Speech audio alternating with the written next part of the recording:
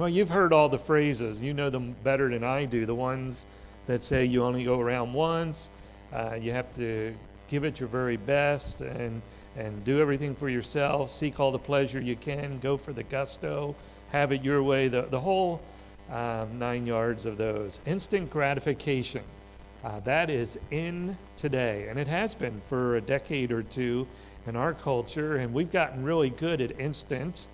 We have the instant coffees, the microwave world that we live in. We don't even have time to email each other anymore. Now we have to tweet each other. And so things have to be rapid, fast in our culture. And we are saturated, and this is not a shocker or surprise to you, but we are saturated with pleasure-oriented thoughts and activities. And I would suggest that it is normal and natural for us to seek gratification and at the same time avoid pain at all costs if we can do that. We want to do that. That's normal. That's exactly what we try to do. And so when it comes to the big battle between what do I choose, pain or pleasure, we are built to kind of go toward the pleasure side as opposed to the pain. What's the incredible, wonderful purpose of pain? That's not what your outline said, but I didn't want to surprise you with that, because pain is a good thing. You need to nod your heads. Pain is good. Pain is good. And the reason why it's good is because pain is a warning sign. And you know this. You would not realize what was wrong if you didn't have the pain. So your knees aching and all that, you would go ahead and use that knee all the time. It could be totally broken down, but if you didn't feel the pain, you're going to keep going on. It's the pain that helps. The Bible has a problem in it, a physical ailment that was prevalent in the biblical times, something called leprosy. And leprosy was an interesting disease. Our modern equivalent of it, I think they call Hansen's disease. And I know there was a facility outside of New Orleans years ago. I don't know if that got wiped out by Katrina. I'm not sure on that. But there was a place where we don't have leopard colonies anymore, but people could go there and be treated. And there's some very famous Christian doctors who have really become experts in that. And pretty much what they told us that leprosy was and is it's a disease that attacks the nervous system. And it makes it so you don't feel pain. So a lot of the deformities that you hear about and read about, and in the Old Testament it talks about the scaly white skin, and all that's because there's no sensation, no feeling, the nerve endings are dead. And there are horrific stories about people who would do what we would think are very, very bizarre things to themselves, all because they could do that to entertain others and didn't feel the pain of it. They could stick their hand in a fire and it's not a big deal because they didn't feel it. Destroyed their hand in the process, but what do they care? They didn't feel it anyhow. Pain is a very valuable tool for us to experience. And sometimes that pain that is very valuable for us is spiritual pain. A spiritual pain that can help us feel the conviction of God and the challenge that is toward our sin. Seeking pleasure is not our problem. That's not the problem that we have. Seeking pleasure is probably a normal, natural thing for us.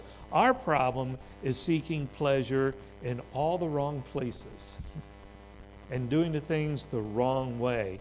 In order to fulfill the emptiness that we experience, we look for fun and feel-good type things, and that's okay to some degree. It's okay to go to Disney World, but it's not okay to visit some other places for that kind of activity. Pleasures, desires, they can be good and normal and understandable. Sometimes they can be very, very wrong. And the problem with wrong desires and pleasures is that they'll give the illusion of happiness, but in the end, they bring nothing but emptiness. And God knows that. God knows that. That's why He's told us to try to avoid those kinds of things, because He knows that there's a lure there that's going to say, this will feel good. This is going to be wonderful. You are going to be the center of the universe. And then when you experience it, it ends up being a trap, and it's all empty and nothing is there for you to gain. And where do you think that comes from? Where do you think that that desire to seek the wrong kinds of pleasures or to have the wrong kinds of desires comes from? Well, I'm not going to turn to this myself. If you want to, you're welcome to. But in James 1, 13 through 15, we keep referring to this, that whole process. And in that process, James reminded us that it first comes from inside of us. It comes from inside of us. We have this bent toward wanting to make us feel good. And sometimes, even if it's doing it the wrong way, we're still going to do that. That comes from inside. I can't blame anybody in the room and say, well, it's your fault, because it's me. It's inside of me. And it's going to take over if I allow it to do that. But also that James 1, 13 to 15 goes on to say that stirs up inside of us, but we can be dragged away and enticed by that. And I think, well, who drags us away and who entices us? It's not the other friend or person involved, it's Satan. Satan is the one who, he knows exactly where you live. He knows exactly how you feel, exactly how you think. He knows what you desire, whether it's good or bad, and he's going to trip you up, and at the right time, in a moment of weakness, he's going to drag you away if there's any way possible. Now, I'm going to suggest, and I think I'm right on this, I'm convinced I'm right on this, that God designed this world for our enjoyment.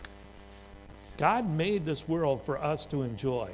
Yes, everything in the world was originally intended for us to enjoy. Everything that God made in the world is for us to enjoy. Beautiful scenes like creeks and rivers and rocks and trees and hills and all those kinds of things are for us to enjoy. And someday we're going to be able to enjoy it fully when God restores everything to the way that he intended it to be. But the problem is today. The problem is the in-between time of today. And our responsibility today is to use godly wisdom as we journey through this world and travel and try to avoid all the pitfalls that there are in a foreign land. Now, if you ever traveled to another culture, another place where you don't understand the language, don't understand, you can make some silly mistakes when you're doing that. Sometimes you might get on a train and you're going that way, but you should have been going that way. You didn't know it, you just misunderstood. It's so easy to do that. And that's what this life is like. We are in a foreign land and it's a foreign culture because we're part of the family of God, but this world is in its own mode. It's not under God's domain at the second, and we can go the wrong way when we do that, when we follow our impulses. Paul wrote in 2 Timothy 3, verses 1 through 5, a whole list of things that are going to happen toward the end of the time, and among that he says, men will be lovers of pleasure rather than lovers of God. Do we see that around us? Oh man, yes we do. I watch a lot of ESPN. No names, please. But I watch a lot of ESPN, and I'll tell you what, more than half of the commercials are geared around pleasurable type stuff. Things that some people might say are good. Some of it's good. You know, that double burger at Burger King, that looks pretty good when they, okay, it's too close to lunch, sorry. But some of the stuff is not good. It's not healthy, it's not good. Some of the alcohol commercials are pathetic, but they're funny, they're creative, they're the most ingenious things on there, but they're not good for you. But they all appeal to our pleasures. And it's because people love pleasure that feeds themselves and makes them ruler of their own world much more than they love God. And most of us are going to gravitate toward the lowest of our desires because we do love ourselves much more than we love God. We're constantly searching, constantly trying to find ways to fill the emptiness.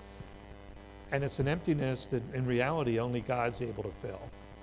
There's everyone and everything in this life will fail you at some time except for God. Except for God. Doesn't matter how much you love them, how much you care. Some point, some way, we will all fail each other except for God. And for us, if we pursue that thing, if we allow the pleasures to take over, if we allow the desires to take over, it becomes a continual spiral downward if it goes unchecked. So we're going to look at a very typical passage of Scripture that's very well known, and it's one we talk about in this area. It's from 1 John chapter 2, and I'm going to read to you verses 15 through 17. 1 John 2, 15 through 17. Do not love the world or anything in the world. If anyone loves the world, the love of the Father is not in him. For everything in the world, the cravings of sinful man, the lust of his eyes, and the boasting of what he has and does, comes not from the Father, but from the world. The world and its desires pass away, but the man who does the will of God lives forever. This is a really popular passage, but it's a good one to spend a little bit of time thinking about and wondering. And the key there is just the world is something we are not supposed to love. So then you ask the question, what is it referring to when it says the world? Well, in scriptures and in other ways, we use at least we use that word in at least three different ways. One could be the planet. Could be the planet that we walk on, everything that God has created. We're expected to take care of this planet. We're expected to rule over it. We're expected to have dominion over it. That's what Genesis 1:28 tells us. And we're expected to be stewards and take good care of the planet on which we walk. I heard a comedian last week. I thought this was funny. He was 30. I'm older than that, so I'll use me. And it would go something like this. I've been on this planet for 55 years, 2 elsewhere, and anyone on this, I think that's hilarious. You know, he spent, where else, never mind. Anyhow, the planet that we live on, that is something we're supposed to do. Is it okay to love the planet we live on? I think so. I think it is. I think it's a great planet, and when I think about how God's going to restore it, I get to go up and down our road several times, and we have a creek like this in our backyard, and it's fun. I love looking at the creek. I love going down our little valley and then standing on the bridge and looking there and then going across the other side, looking the other way. That is so much fun. And going up and down the little hills and the trees and everything on our road, that is just great. And sometimes I think about how can that be any different? Because it's so beautiful and so cool. How could that be any different when God restores it? I mean, when he removes the sin and he sets up his kingdom and we're in the eternal state and we're here on the new heaven and new, how's it going to look any different? I don't know. I don't see how it could. It's just so cool, so beautiful. Yesterday, driving in and out of Apple Creek down 585 and then along Apple Creek Road, beautiful. I mean, we're at the peak of our colors, and it's just really, what a great planet. That's one way we use the word world. Another way is we talk about people. And that's a good thing too.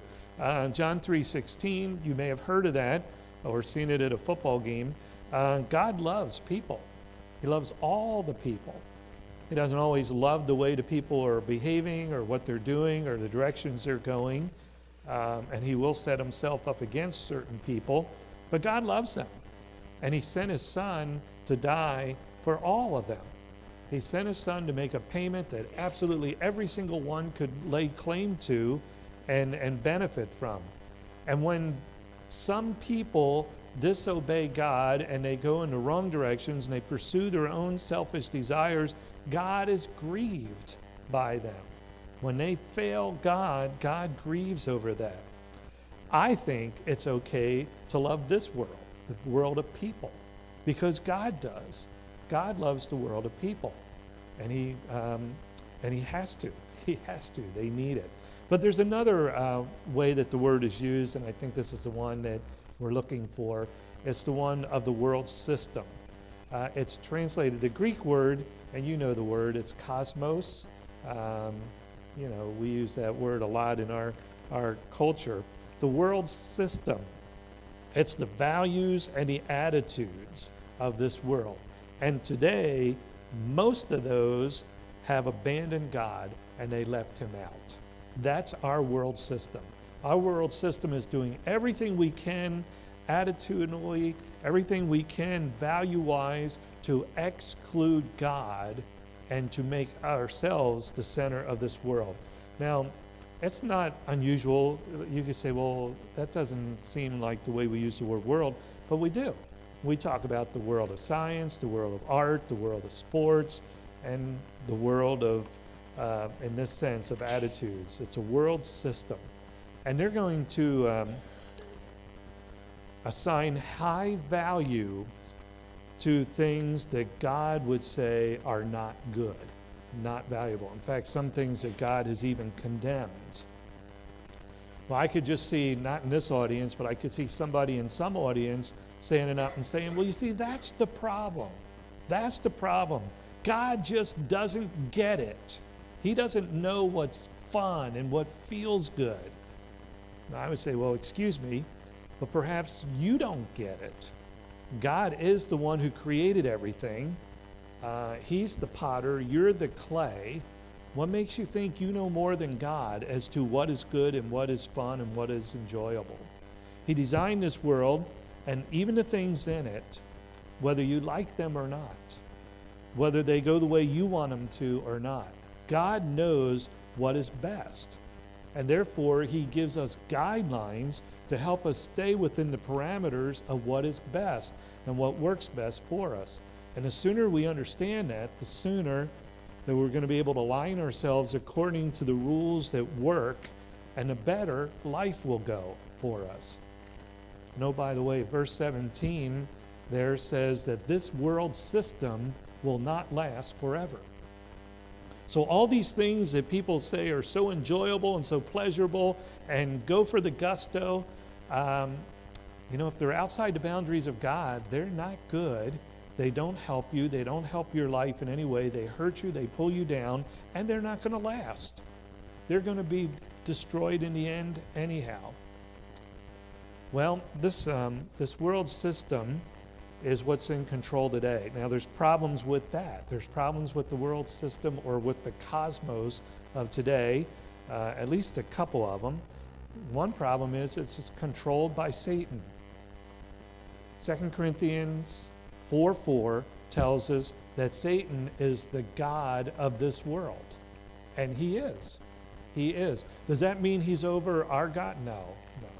It's sort of like, if you had a little hamster and you put him in a little box and stuff, and you put the little trinkets in there for him to play with, does that hamster, just because he's running on the treadmill and having fun, is he bigger and better and smarter and stronger than you? No. You could squish that. That's the way Satan's life is too. He's having his fun running the treadmill of this world, but he's going to be squashed by God ultimately. He is the God of this world, and he does have power, and he's better than you and I can be, stronger than us. But God has given him limited time, and he has restrained him as to certain aspects of what he can do. If you don't know that and don't understand that, then you need to read Job chapters 1 and 2 again, because clearly in there, Satan didn't know everything. He is not omniscient. He has great power, but he's not omnipotent either. He is not God. He was created by God, but he's still been given freedom to do certain things in this, and he can entice us, he can drag us away, and we can choose to be drug away, and many of us do. But God's the one ultimately in control. If there were no Satan, I remember somebody asking me this 25 years ago. I'm not sure I've come up with all the right answers, but if there were no Satan, would we still be tempted? Would we still be capable of sin? I think absolutely yes. I think so. I don't need Satan. I can lead myself astray real easily. And part of the reason is because the world is so seductive to us. It's so succulent.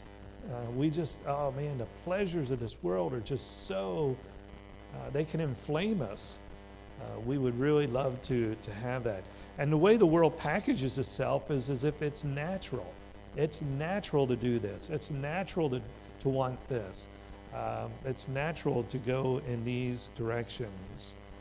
And all those things are intended to meet our needs, which is a good thing, but we do it in the wrong ways. The problem is we still seek to fill our needs, but we usually exclude God from that, which is crazy, because God is the number one way to do things right and to have things go well for us, and yet he can be often the number one thing that we exclude from all of our lives.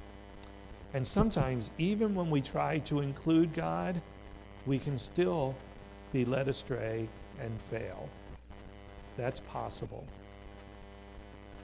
Well, let's look at verse 16 and see there's at least 3 different temptations that we battle with there. First is the cravings of sinful man. These are the attractive things of the world.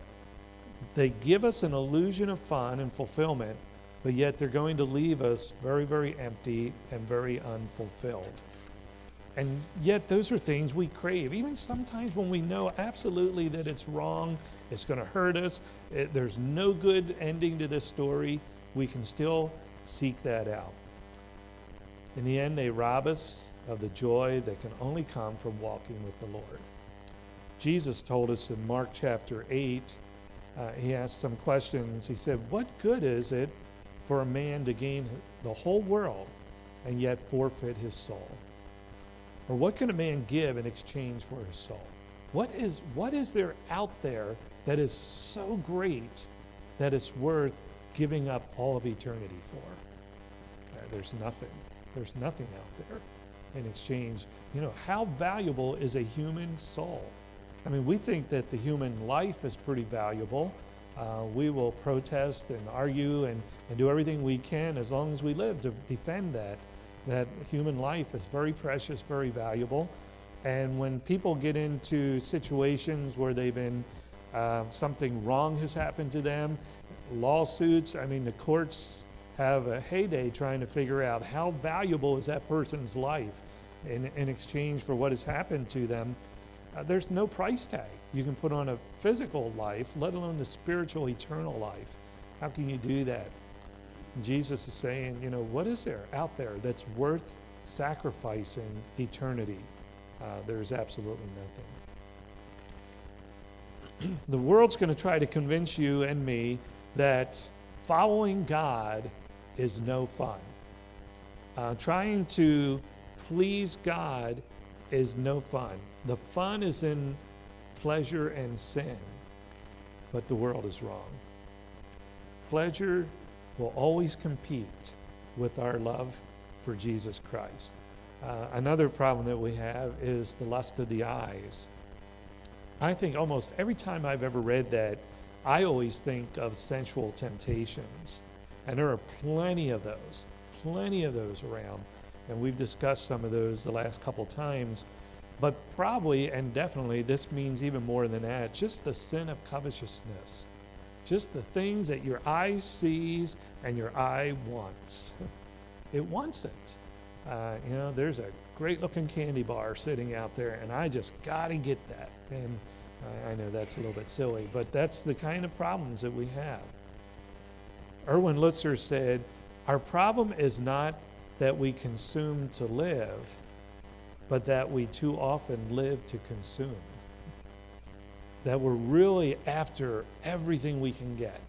And you know, in my lifetime, in my very, very long lifetime, it's been a unique thing because we have gone into the fast forward materialism world. And you know, we used to be like, you know, the black and white TV that, you know, was just so cool. And then all of a sudden one day you got to have the color TV. Now you got to have the color TV with the dishes that have 200 and some stations and everything else, and it just gets more and more, and you know, same things with computer. Everything we do, we just need more and more and more of, and it's a never-ending process. John Calvin said, "Our heart is an idol factory." We create idols in our hearts.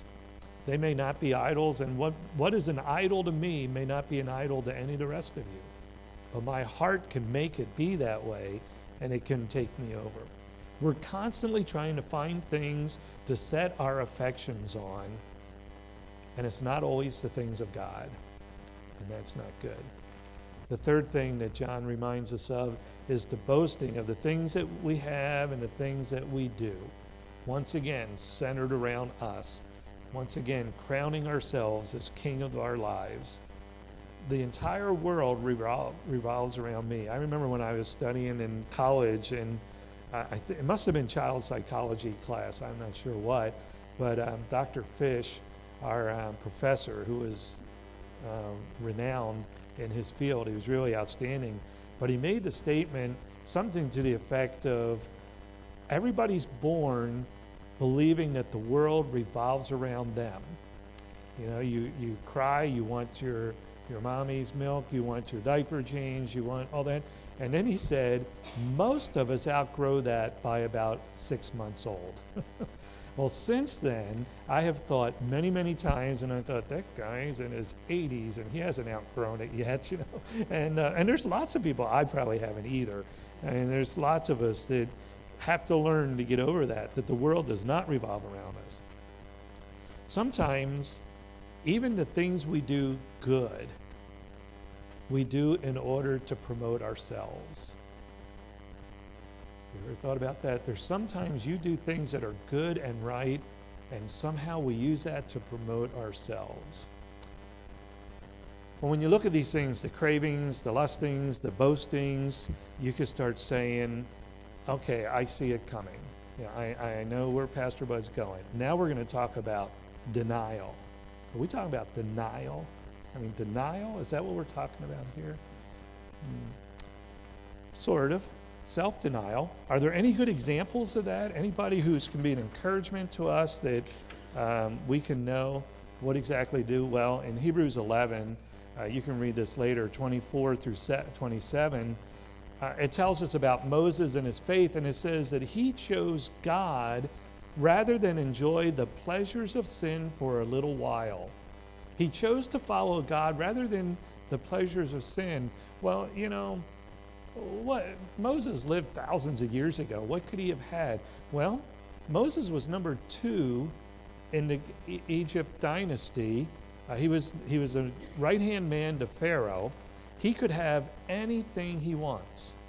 Let me underline that. He could have anything he wants. He could have had anything he wanted. He could have had the parties with the buffets and anything he wanted there. He could have had all the women he wanted. He could have had anything he wanted. And he chose to give all that up and to follow God, because he knew that the sins of this world lasted just a little while. Fun, feels good, few minutes, yeah, but you know, it didn't last forever. He saw another world ahead. Everyone has a choice. Everyone has a choice, but not just a choice between pleasure and no pleasure. That's not the real big question, but the real question is the choice between pleasures of this world and the pleasures of the next world. You can have pleasures, it's just set your affections on the things that God wants you to set your affections on. Well, how do I know that it's worth it? How do I know that whatever you're asking me to give up, the self-denial stuff, how do I know that it's worth it? Well, Hebrews 12:2 tells us that Jesus, who by the way is God, went to the cross because of the joy set before him. He went to a cross and was crucified because of joy? That was good and fun? Well, actually, the joy was not so much the physical anguish and pain, and certainly not the separation of him and his Father, but the joy was the end result. The joy was knowing that millions and millions of us are going to have a restored relationship with God because of what he was doing on the cross and paying for our sins, which we could never do ourselves. That's incredible. He faced it all. the shame, the scorn, and the cross to gain eternity for you and for me. There's a couple verses I really, really enjoy. These are in the Psalms. And I'm going to look first at Psalm 17 and the last verse, verse 15. The reason why you can always find these verses, just remember Psalms 17 and 16, and Psalm 16, Psalm 17, and they're the last verse in each one. Psalm 17, verse 15 says this, "And I, in righteousness, I will see your face when I awake. I will be satisfied with seeing your likeness." Psalmist is saying, when I die and I awake in the resurrection, when I am standing before you, I will see your face, God, and I will be clothed in righteousness. That's what we got through Jesus Christ. That's a whole series of sermons some other time. But we are going to be clothed in the righteousness of Christ, standing before God. We will see his face. If that was the end of the sentence, that would be way more than enough, way more than enough. But he also goes on and says, I will be satisfied with seeing your likeness. Now there's a part that where I throw myself into that and I say, oh, isn't that nice that I said I'm satisfied with God? As if I'm the one who should say.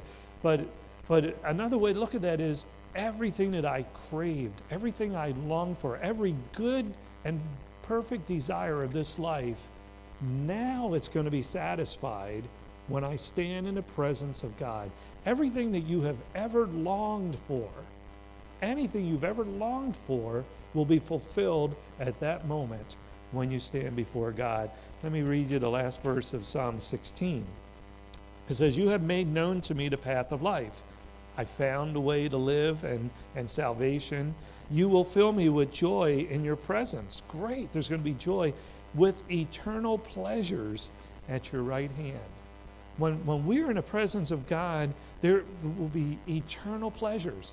It is going to be good and great for all eternity as we're in the presence of God and we're standing there by his right hand. Everything that we ever longed for will be satisfied. Every pleasure that you could ever imagine will finally be given to us in its fullest form. All the things that God originally made this planet for to bring good will be fulfilled at that time. God is not opposed to our seeking pleasures. He's not. He wants us to seek true pleasures, the ones that could be found in him, because they last forever. Let's pray together. God, how we thank you for your plan and your direction in this life. We are weak people, and we stand before you today with sin in our hearts, but knowing that through Jesus Christ there is forgiveness. And we understand that someday, because of Christ, we will stand in your holy presence. We will look at your face, and every desire, every pleasure, everything will be satisfied, because you'll be satisfied through what Christ did on the cross and for our faith and response to Jesus.